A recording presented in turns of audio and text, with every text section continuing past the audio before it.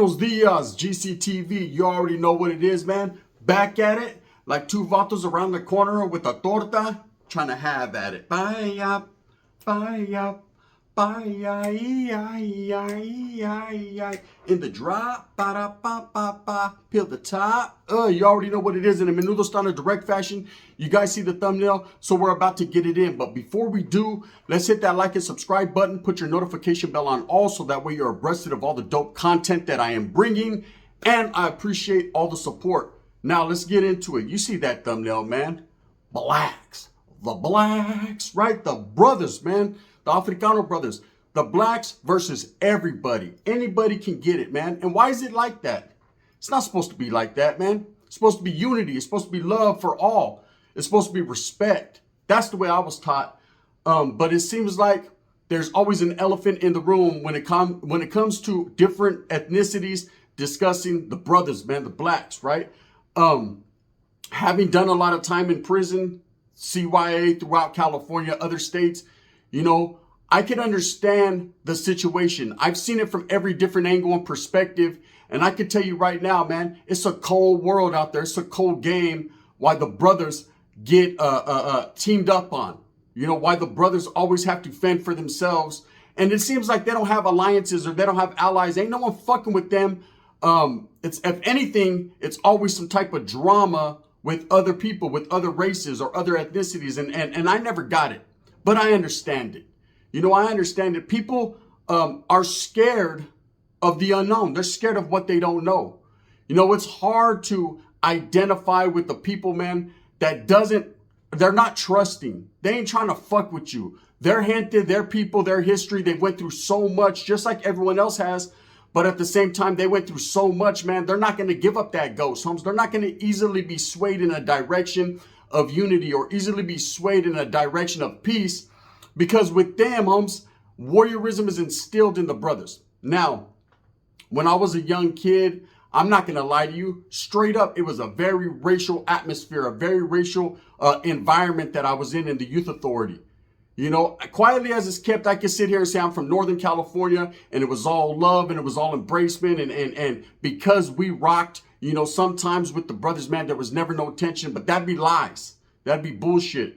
There was always drama between Mexicans and blacks, and it didn't matter if you were from Northern California or Southern California. There was always some type of animosity. There was always some type of beef, because that's the way the man wanted it. That's the way we were taught. That's the way it was supposed to be, and that's the way it was going to be, period. But I had respect for the brothers, man.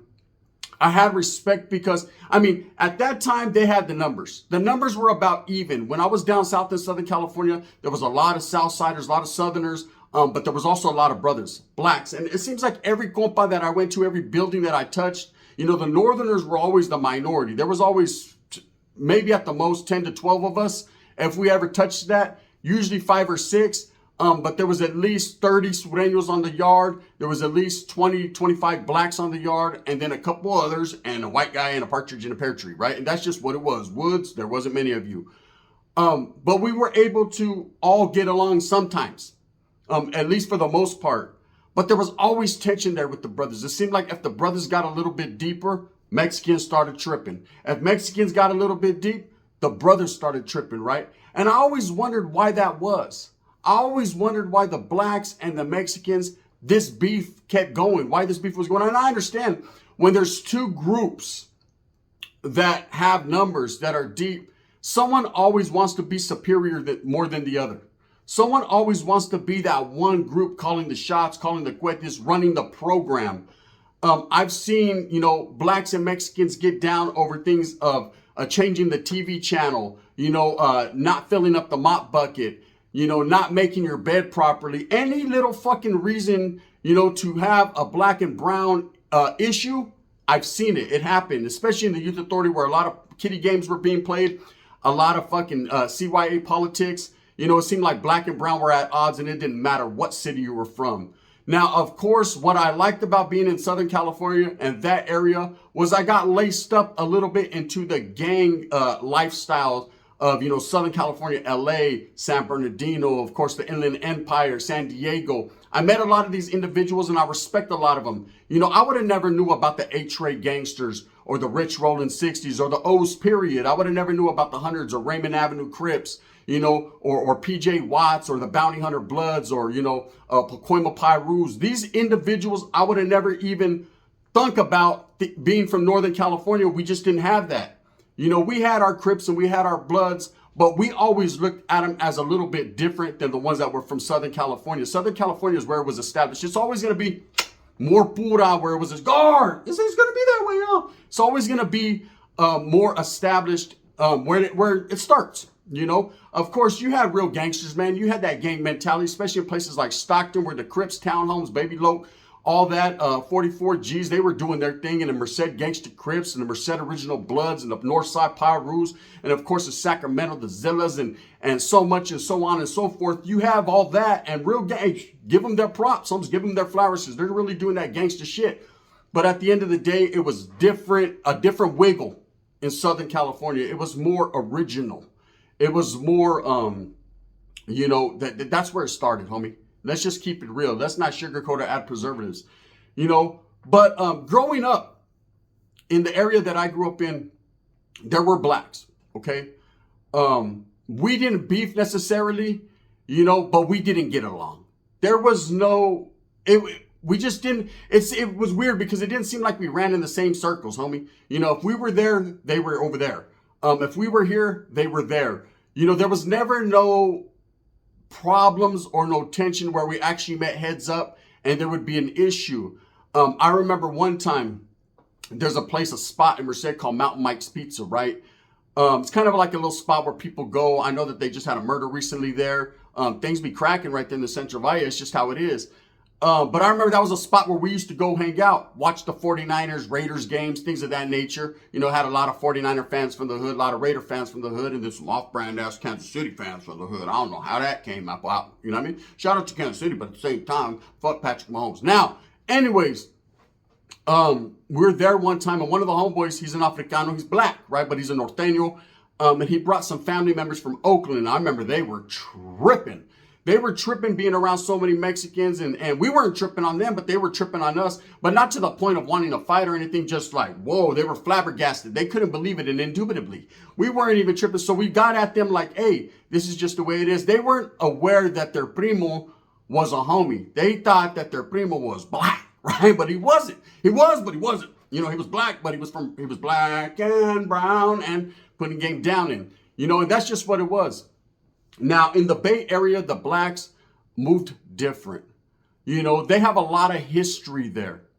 You know, from the Black Panthers group, you know, to the Black Guerrilla family, San Quentin, you know, just a lot of history where the blacks have maintained, you know, their presence. You know, cities like Oakland, there's a lot of Mexicans in Oakland that get slept on. Jingletown, we're talking about the bottoms, the lower bottoms. We're talking about real motherfuckers out there. You know, the Border Brothers, the Norteños, the Southsiders. There's a heavy raza presence.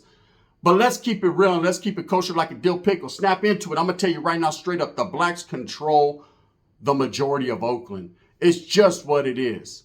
You know, and you'd expect, you know, that being Northern California, that the raza will have a foothold there, and they do, absolutely, but not like the brothers do. The brothers control it, but there's so much history, you know, of the blacks right there, and that's why you have a lot of Mexicanos from the Bay Area, a lot of Chicanos from the Bay that wiggle in an urban style. You know, you'll see them rocking braids. You'll see them saying the N-word or what's up, folks, or what's up, blood, or you'll see them saying town business and things of that nature. And it's not because they're trying to act like blacks, but they're just a product of their environment.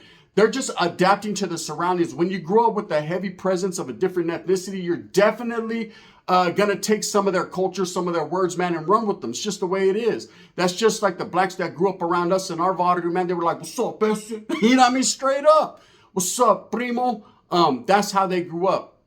I've always had a lot of respect and a lot of love for the blacks because I didn't understand the tension. Why, as two big giant minority groups, man, there was that beef. We all come from poverty.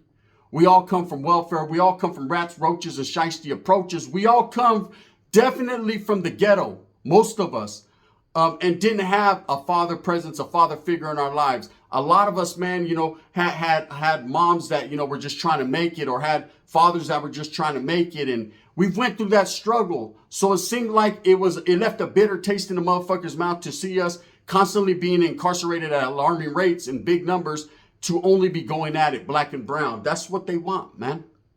And it continues to happen to this day. It's an ugly situation. But I guess once something is set in stone, it's etched there, huh? Etch-a-sketch. It's already there. So anyways, in the Bay Area, the presence of the Africanos, the brothers, man, is thick. And their history runs deep.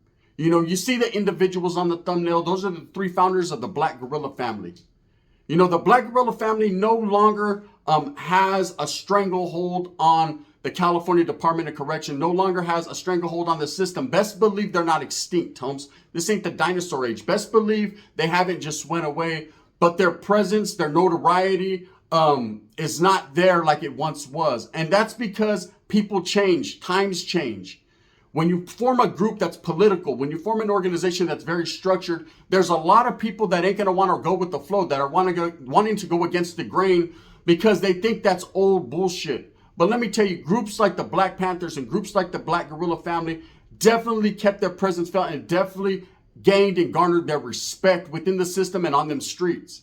When people think the Black Panthers, the brothers, they think, a political group that was against the man, or that was against Mexicans. And actually, man, the Brown Berets, the Black Panthers, and a lot of these groups actually fought simultaneously, side by side, actually struggled together, politic together, because they were going through some of the same oppressions. So they helped each other. And a lot of people don't think about that. Black and brown has always been a united front since the beginning, but somewhere along the lines, we lost our way. Somewhere along the lines, people like to talk shit and people like to disrespect. And somewhere along the way, people think that there's a big difference when really the only difference is the pigmentation of the skin. But I met a couple Mexicanos dark than a motherfucker. And I met a couple brothers, man, more light-skinned than me. I guess the light-skinned brothers are winning. Anyways, there was a close bond there. Now, of course, over time, behind the walls of prison, every racial group must form, or had to form, their own pocket, their own thing to maintain respect on the yard, to protect themselves from bullying, to protect themselves from, oppression, and to get social status of equality, to have a spot to lay your head, to be comfortable for your people.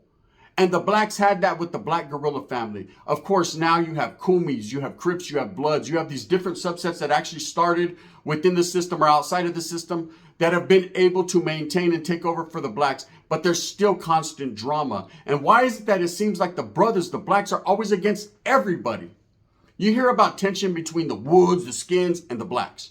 You hear about tension between, the Southsiders and the blacks. You hear about, and it's always, every time something pops off, it's always with the brothers, with the blacks. And I'm going to tell you why, straight up. I'm not going to sugarcoat shit.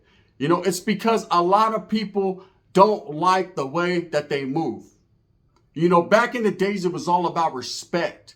Back in the days, it was all about, having respect for another person's person and property. Showing that type of, acknowledgement to a guy. If you see a vato, good morning. How you doing, sir?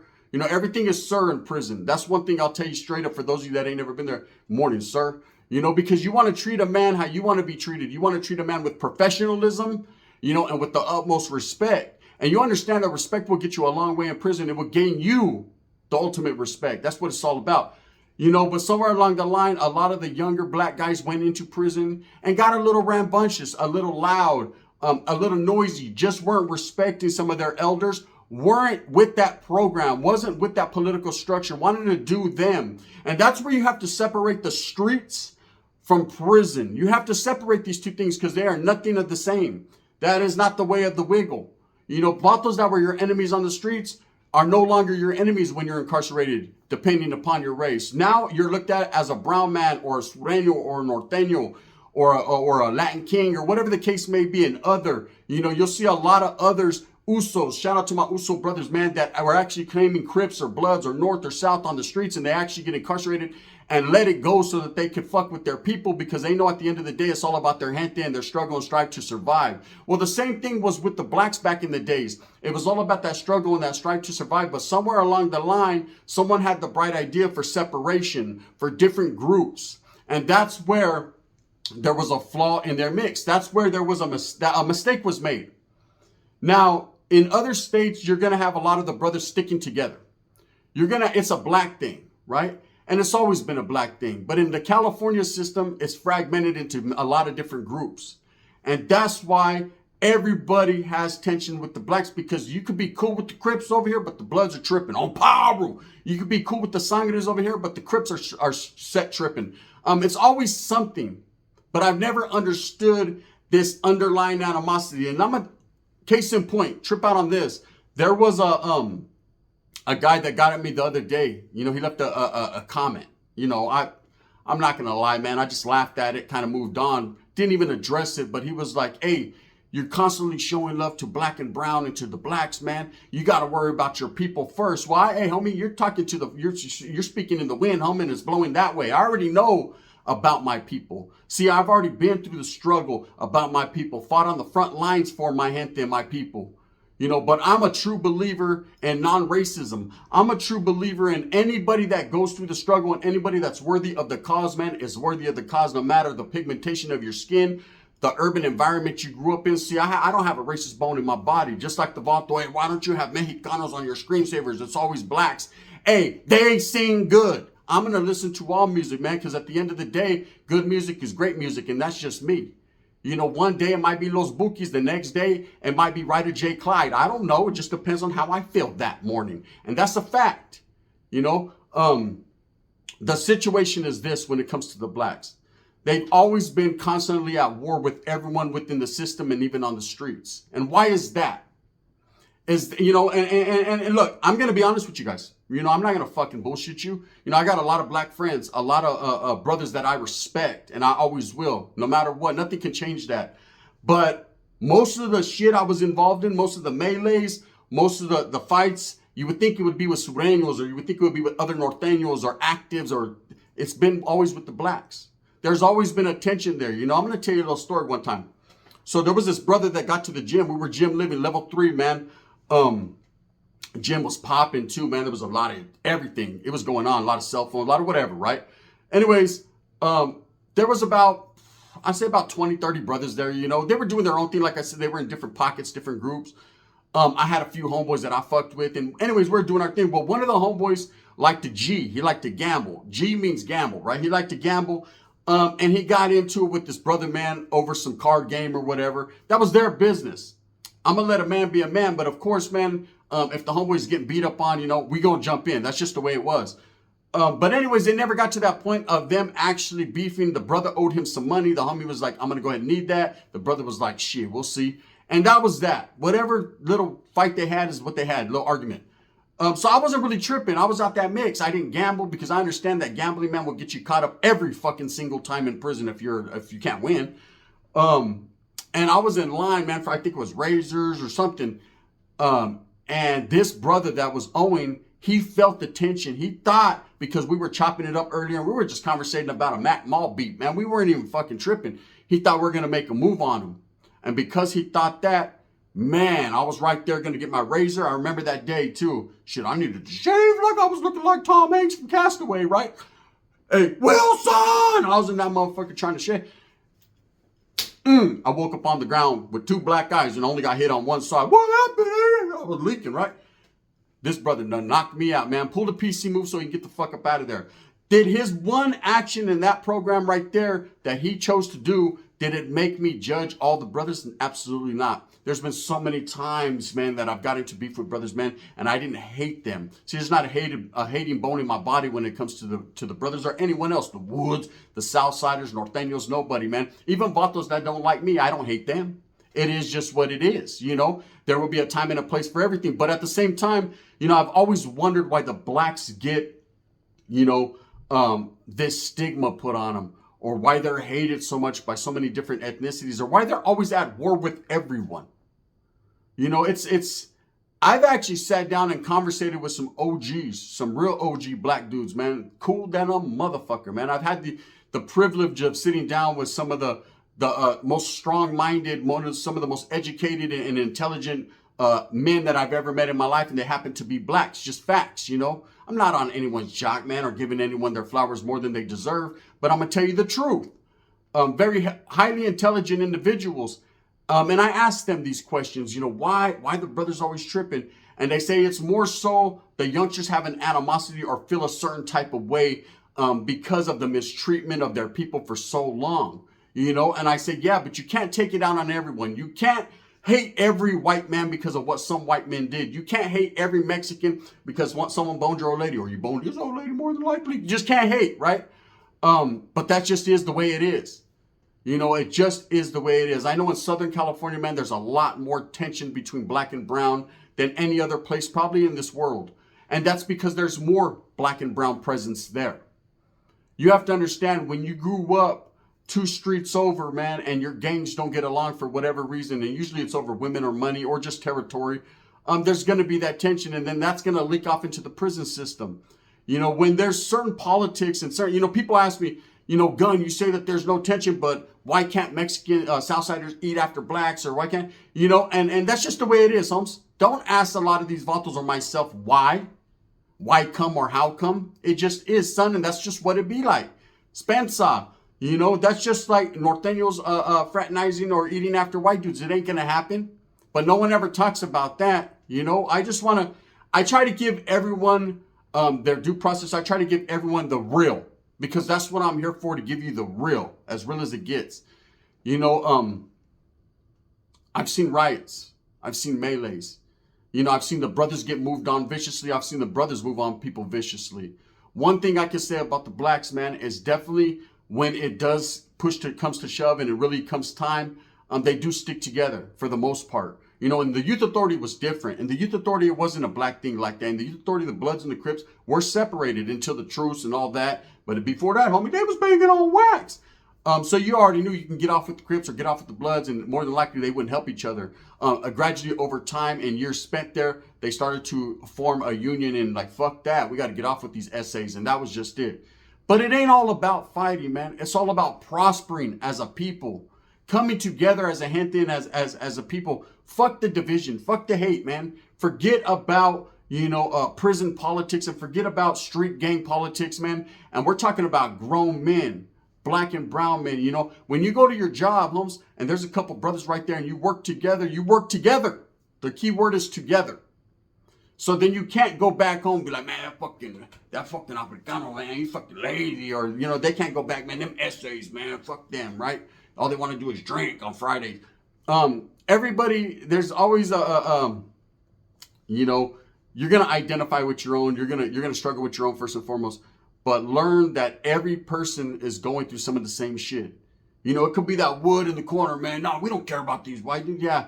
But you know what, man? He could be that one dude when it's all said and done that got your back, that helps you. You know, never judge a book by its cover, and never think because you're a different ethnicity or a different, because we're all the human. It's the human race, right? But a lot of people don't look at it that way. They're very racial in how they move. You know, are blacks racial? Abso-fucking-lutely. Let's be real. Let's be real. Some of the most racist people I ever met in my life were Mexicans and blacks. You know, not even Woods. These vatos might have swastikas on them, thunderbolts or lightning bolts on their face, or whatever the case may be. But I'm going to tell you right now, at the end of the day, while the wind's blowing, that the blacks and the Mexicans are some of the most racist individuals I ever seen, eh? I'm just being real. Facts. Want me to tell you a true story? This is how ugly it gets. I have a tia. She's Puerto Rican. She married a black dude, right? They had a son. He was my primo. My grandfather is old school. He's resting in peace now, but he was coming from the old school Mexican style, couldn't barely speak English, didn't like blacks, man. I don't know why a lot of the old school paisas are like that. They just are. Maybe he was scared of the unknown, or he just fucking felt a certain way. I never asked him, but he didn't. My primo Roy grew up curly hair, light skinned and black though, right? And I remember when we were little kids, man, we used to all be eating at the table, and he'd be eating outside on the porch. And I always used to go out there when I was a kid. Hey, I thought it was cool. We're camping. Hey, we're camping.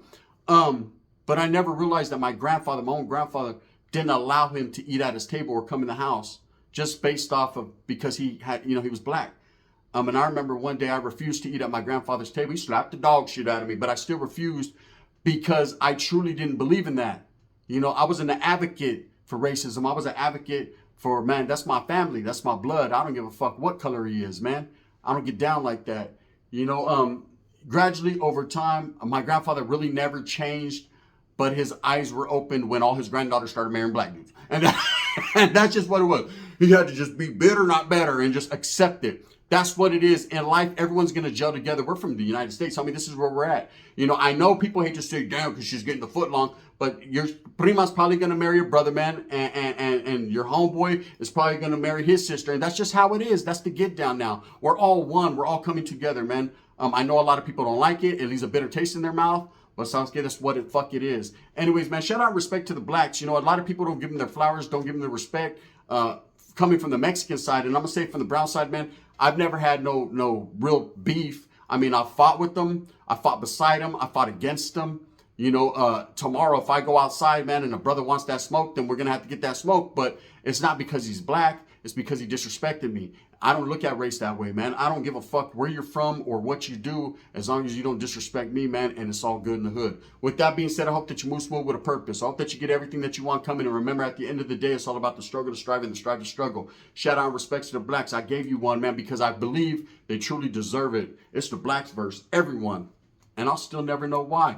Thumbs up or thumbs down. Heavy's going to be the head that wears the crown. I'm going to continue my hustle, man, and do what I does. And at the end of the day, respects to the blood and cuz. And the Kumis. Bang, bang.